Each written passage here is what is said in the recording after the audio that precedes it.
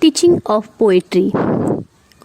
Hudson says that the poetry is made out of life, belongs to life and exists for life.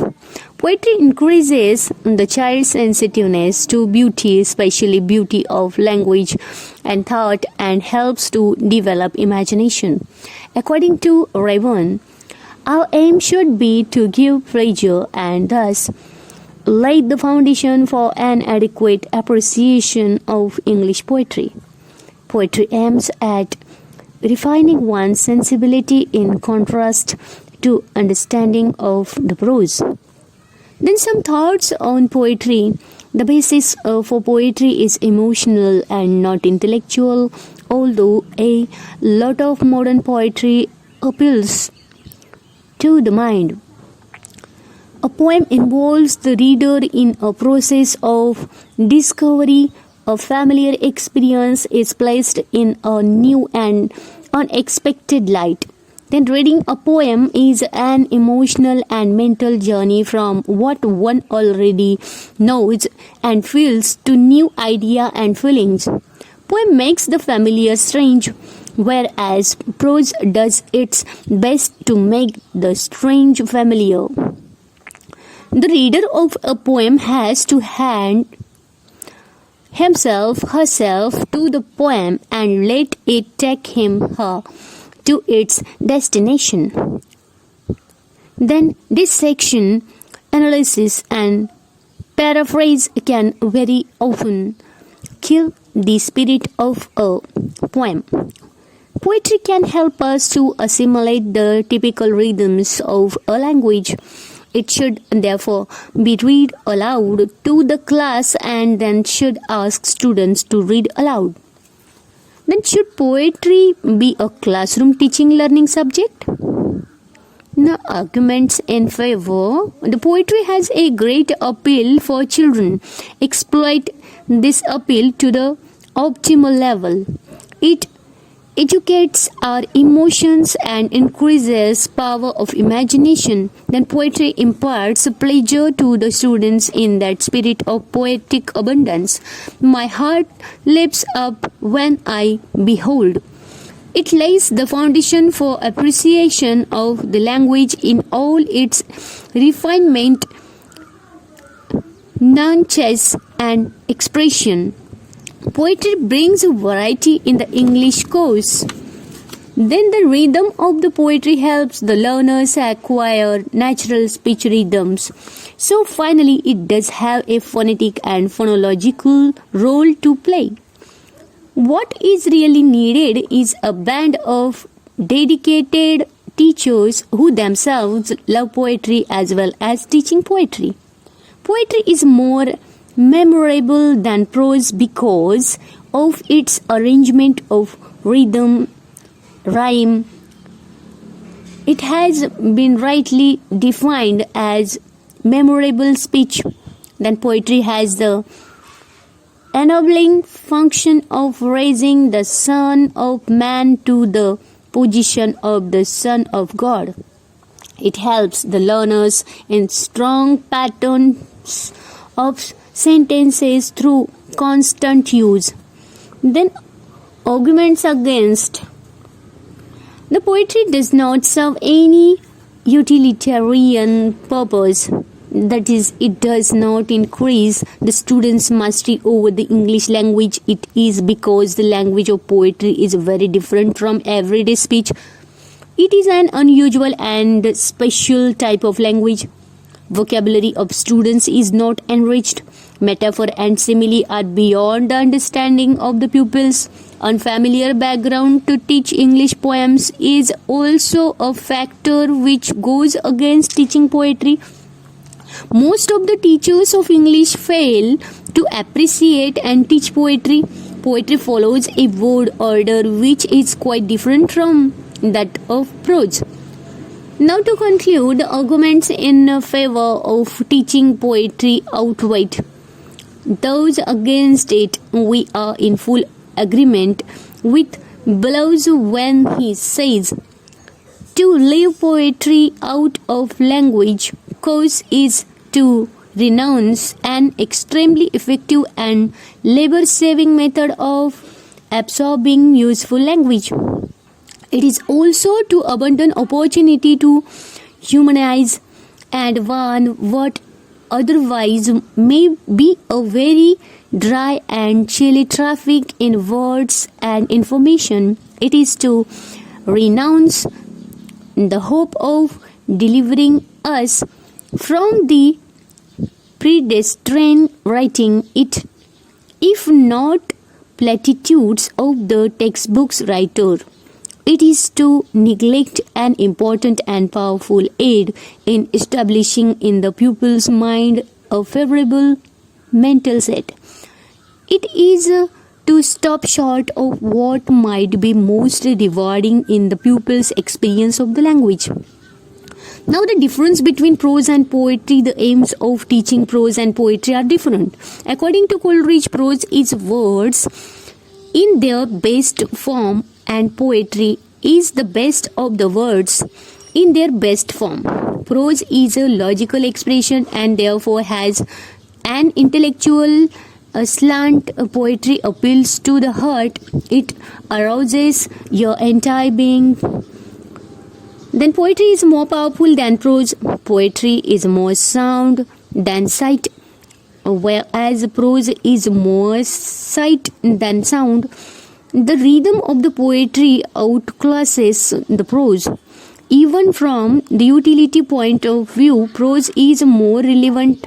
Nevertheless, poetry must be given its place of honor, though it can never supplant prose, nor has it any such intentions. Poetry is for sheer delight, whereas prose is for information. Both differ in the aims of teaching.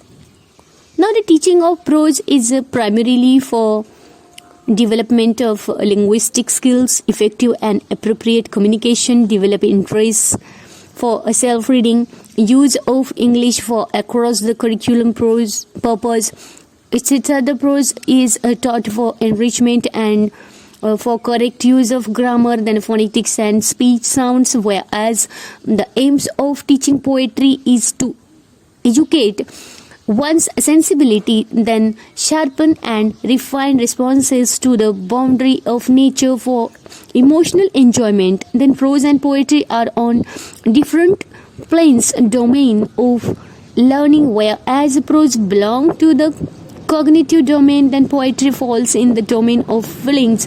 Then prose relates to intellect, whereas poetry relates to emotions. And the age-old dichotomy between understanding and sensibility, hence both are different to nature and have their own respective aims. Then difference in teaching procedure. Now, while teaching prose, one has to emphasize the vocabulary aspect as well as development of the linguistic skills, phonetics, grammar structures and usage. There are no such hassles in the teaching of poetry. There are no drills and exercises. It is simply for the sake of reading, pleasure and enjoyment. As a matter of fact, even if one finds some problems with some of the word meanings or pronunciation of the words, then briskly brush it aside and move on with the recitation of the poem. It should be recited with correct modulation, intonation, stress and pause, with enthusiasm and guess, with zeal and exuberance. Pupils should be encouraged to enjoy and appreciate beauty of the poem, emotions behind poetic outbursts. How to teach poetry now? How to teach poetry? There can be no definite answer to this question. As Haddow says, it is like making love, each must do in his own way. Poetry cannot be taught.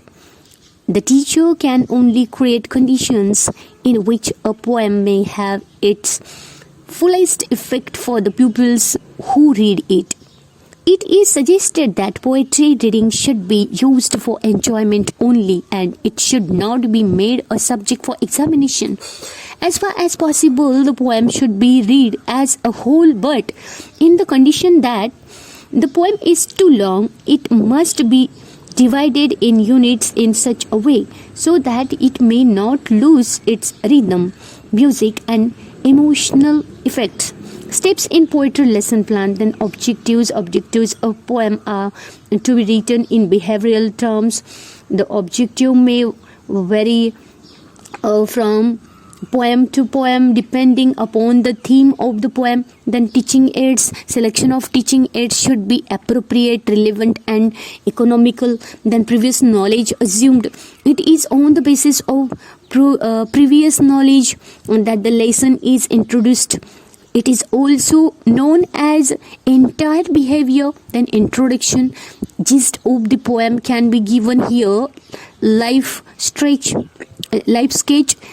and style of the poem can be given, and some introductory questions can be put. Then how to present. Then presentation in presenting thought, content, gist of the poem to make the students familiar with the theme. Teacher can present the main idea in a few lines. Then first model reading. After the introduction and thought content, the teacher will make a first model reading and understanding and feeling.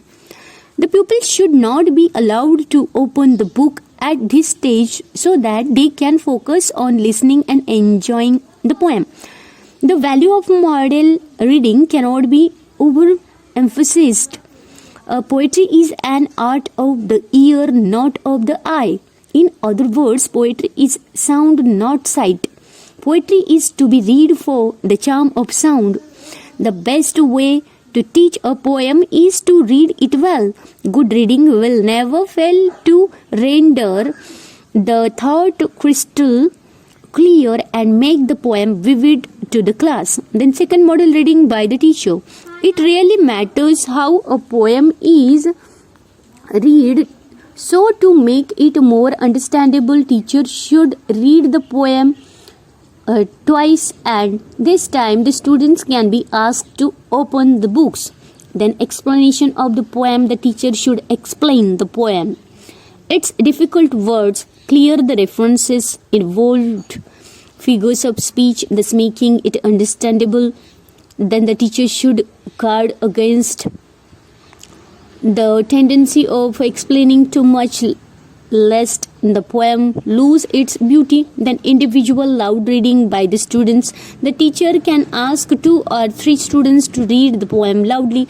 She should help them to read with proper pronunciation, intonation, rise and fall of the tone so that they can feel the beauty of the poem. Then the comprehension questions. Some simple questions can be asked just to know whether they have understood the meaning of the poem. Then appreciation questions. These questions can be asked to make clear the beauty, the feelings and main idea of the poem. Then choral recitation.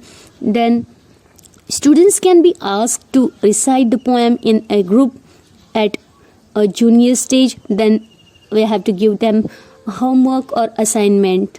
Now points to remember. The poetry relates to emotions. Poetry is to educate one's sensibility, sharpen and refine responses. It should be recited with correct modulation, intonation, stress and pause. Poetry cannot be taught.